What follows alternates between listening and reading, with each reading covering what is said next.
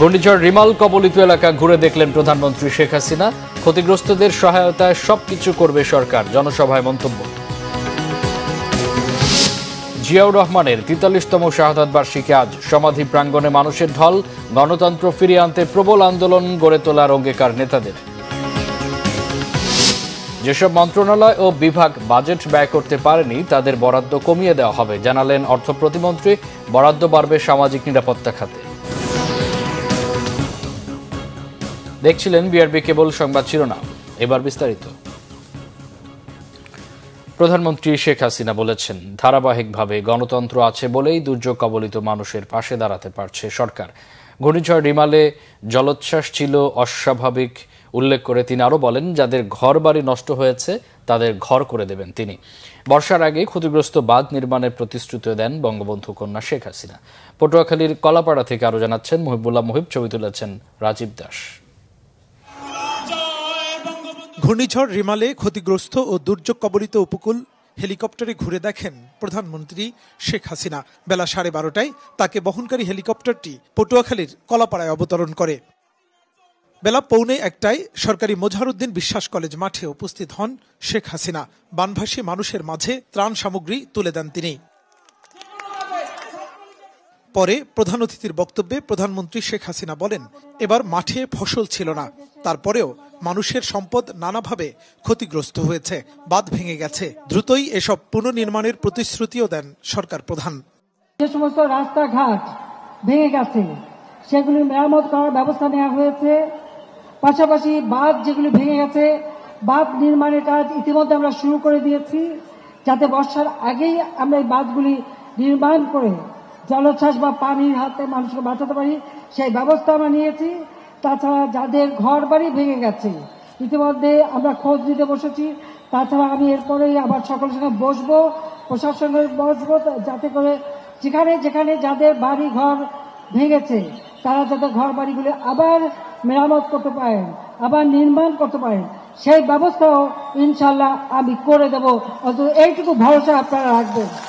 প্রধানমন্ত্রী বলেন, দেশের মানুষ যাতে খাবারের জন্য কষ্ট না পায় সে ব্যবস্থা করেছে সরকার। বলেন, আওয়ামী লীগ সরকার দক্ষিণাঞ্চলের যোগাযোগে অভূতপূর্ব উন্নয়ন করেছে বলেই এটি সম্ভব হয়েছে। এই অঞ্চলটার সার্বিক উন্নয়নে আওয়ামী লীগ সরকার এসেছে বলেই সেটা সম্ভব হয়েছে। এর আগে তো অনেকেই ছিল, কেউ তো এদিকে দৃষ্টি দেয়নি। এই অঞ্চলের মানুষ প্রতিনিয়ত প্রকৃতির সাথে যুদ্ধ করে বেঁচে থাকে, প্রতিনিয়ত জীবন যুদ্ধে লিপ্ত হয়। আজকে অন্তত বলতে পারি সেই প্রাকৃতিক দুর্যোগ আসবে, কিন্তু সেটাকে মোকাবেলা করে মানুষের জীবন মান রক্ষা করা, সেটাই আমাদের লক্ষ্য। সেই কাজটাই আমরা করে যাচ্ছি। দেশের মানুষের কাজের জন্য আওয়ামী লীগ সবসময় নিবেদিত প্রাণ। আমরা আপনাদের পাশে আছি, আপনাদের পাশে থাকব এবং সব ধরনের সহযোগিতা যা যা প্রয়োজন সেটা আমি করে দেব। দক্ষিণাঞ্চলের মানুষের জন্য পায়রা তাপবিদ্যুৎ কেন্দ্র, তৃতীয় বন্দর পায়রা এবং সেনানিবাস সহ নানা উন্নয়নের কথাও তুলে ধরেন শেখ হাসিনা। ঘূর্ণিঝড় রিমালে ক্ষতিগ্রস্ত এবং আক্রান্ত মানুষকে সান্ত্বনা দিতে দেশের সর্বদক্ষিণের উপজেলা কলাপাড়ায় ছুটে এলেন বঙ্গবন্ধু কন্যা শেখ হাসিনা। বানভাসী মানুষের হাতে ত্রাণ সামগ্রী তুলে দেওয়ার পাশাপাশি তিনি প্রতিশ্রুতি দিলেন, এই দেশের প্রতিটি মানুষ ক্ষুধা এবং দারিদ্র্যমুক্ত করা পর্যন্ত কাজ করে যাবেন তিনি। মুহিবুল্লাহ মুহিব, বাংলা ভিশন, কলাপাড়া, পটুয়াখালী। ঈদযাত্রা নির্বিঘ্ন করতে দ্রুত সংস্কার কাজ শেষ করতে সংশ্লিষ্টদের নির্দেশ দিয়েছেন সড়ক পরিবহন ও সেতু মন্ত্রী ওবায়দুল কাদের। রাজধানীর বিআরটিএ কার্যালয়ে এক সমন্বয় সভায় এই নির্দেশ দেন তিনি। সড়কে অনিয়ম করে মন্ত্রী এমপিদের নাম ব্যবহার করে কেউ পার পাবে না বলেও জানান ওবায়দুল কাদের। সড়ক পরিবহন মন্ত্রী বলেন, রিমালের কারণে কিছু সড়ক ক্ষতিগ্রস্ত হয়েছে, সেগুলো দ্রুত সংস্কার করা হবে। পশু বহন করা গাড়ির ব্যাপারে বিশেষ নজর দিতে হবে যেন সমস্যা না হয়। এছাড়া ঢাকার প্রবেশপথগুলোতে বাড়তি নজর দেওয়ার পরামর্শ দেন তিনি। ওবায়দুল কাদের বলেন, লক্কর ছক্কর গাড়ি রং দিয়ে না নামিয়ে ফিটনেস থাকা গাড়ি নামাতে হবে। এ ব্যাপারে বাস মালিকদের সতর্ক থাকতে বলেন মন্ত্রী। একই সাথে অতিরিক্ত ভাড়া আদায় করলে ব্যবস্থা নেওয়ার হুঁশিয়ারি দেন ওবায়দুল কাদের। রাজধানীতে বর্ষার সময় রাস্তা খোঁড়াখুঁড়ি না করতে সংশ্লিষ্ট প্রতিষ্ঠানগুলোর প্রতি অনুরোধ জানান মন্ত্রী। বলেন, সিএনজি স্টেশন ঈদের 7 দিন আগে থেকে ঈদের 7 দিন পর পর্যন্ত সার্বক্ষণিক খোলা রাখার বিষয়টি সংশ্লিষ্ট মন্ত্রণালয়কে জানানো হবে।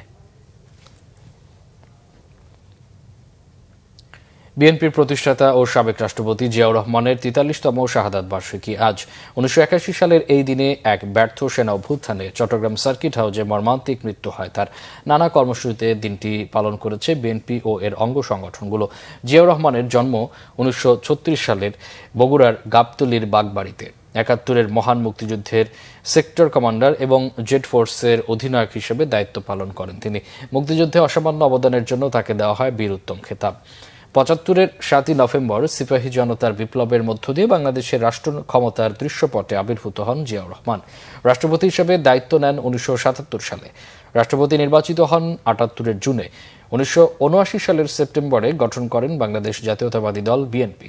১৯ দফা কর্মসূচি দিয়ে মাত্র ৩.৫ বছরের শাসনামলেই তিনি দেশে ঘটান কৃষি বিপ্লব। এর বাইরে গার্মেন্টস শিল্পের বিকাশ, জনশক্তি রপ্তানি, নতুন নতুন কলকারখানা স্থাপন সহ স্বনির্ভরতা অর্জনে জিয়াউর রহমানের উদ্যোগ ব্যাপক সাড়া জাগায়। ১৯৮১ সালে চট্টগ্রাম সার্কিট হাউসে কিছু বিপদগামী সৈনিকের হাতে নিহত হন প্রেসিডেন্ট জিয়াউর রহমান। দেশ লুটেরা আর দুর্বৃত্তদের কবলে পড়েছে বলে মন্তব্য করেছেন বিএনপি মহাসচিব মির্জা ফখরুল ইসলাম আলমগীর। বিএনপির প্রতিষ্ঠাতা ও সাবেক রাষ্ট্রপতি জিয়াউর রহমানের ৪৩তম মৃত্যুবার্ষিকীতে উপলক্ষে দলের জ্যেষ্ঠ নেতাদের নিয়ে শেরেবাংলা নগরে তার মাজারে ফুলেল শ্রদ্ধা জানান বিএনপি মহাসচিব মির্জা ফখরুল ইসলাম আলমগীর। এ সময় জিয়াউর রহমানের আত্মার মাগফিরাত এবং দেশ ও জাতির সমৃদ্ধি কামনায় দোয়া ও মোনাজাত করা হয়। পরে বিএনপি মহাসচিব মির্জা ফখরুল ইসলাম আলমগীর সাংবাদিকদের বলেন, দেশে আইনের শাসন, মানবাধিকার নেই। গণতন্ত্র হরণ করে মানুষের অধিকার কেড়ে নেওয়া হয়েছে। দেশের গণতন্ত্র নির্বাসিত করে সরকার জোর করে ক্ষমতায় টিকে আছে। আন্দোলন তীব্র থেকে তীব্র করে সরকারের পতন ঘটানো হবে বলে মন্তব্য করেন তিনি। মির্জা ফখরুল বলেন, বাংলাদেশকে পরনির্ভরশীল করে ব্যর্থ রাষ্ট্রে পরিণত করতে চায় সরকার। লুটপাট করে ধ্বংস করা হয়েছে দেশের অর্থনীতি। এরপর আগারগা, হাইকোর্ট, মাজার সহ রাজধানীর বিভিন্ন এলাকায় গরিব দুস্থদের মাঝে খাবার বিতরণ করেন বিএনপি মহাসচিব। যেসব মন্ত্রণালয় ও বিভাগ বরাদ্দ বাজেট খরচ করতে পারেনি তাদের বরাদ্দ কমিয়ে দেওয়া হবে বলে জানিয়েছেন অর্থ প্রতিমন্ত্রী ওয়াসিকা আয়েশা খান।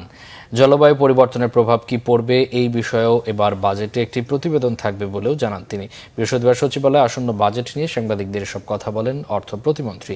প্রতিমন্ত্রী জানান, এবার বাজেটে মূল্যস্ফীতি কমানো, জনশক্তির উন্নয়ন, কর্মসংস্থানের মতো বিষয়গুলো গুরুত্ব পাবে। এছাড়া সামাজিক নিরাপত্তা খাতে বাজেটে বরাদ্দ বাড়ানোর কথাও জানান অর্থ প্রতিমন্ত্রী। এই ছিল এখনকার মতো। পরের সংবাদ সন্ধ্যা ৬টায়। এর আগে বিকেল ৫টায় রয়েছে নিউজ টপ 10 দেখার আমন্ত্রণ রইল। এছাড়া বাংলা ভিশন সংবাদ ও সংবাদ সংশ্লিষ্ট অনুষ্ঠান দেখতে ভিজিট করুন www.bfnews24.com ও facebook.com/banglavisionnews এবং সাবস্ক্রাইব করুন youtube.com/banglavisionnews। এতক্ষণ সাথে থাকায় অসংখ্য ধন্যবাদ।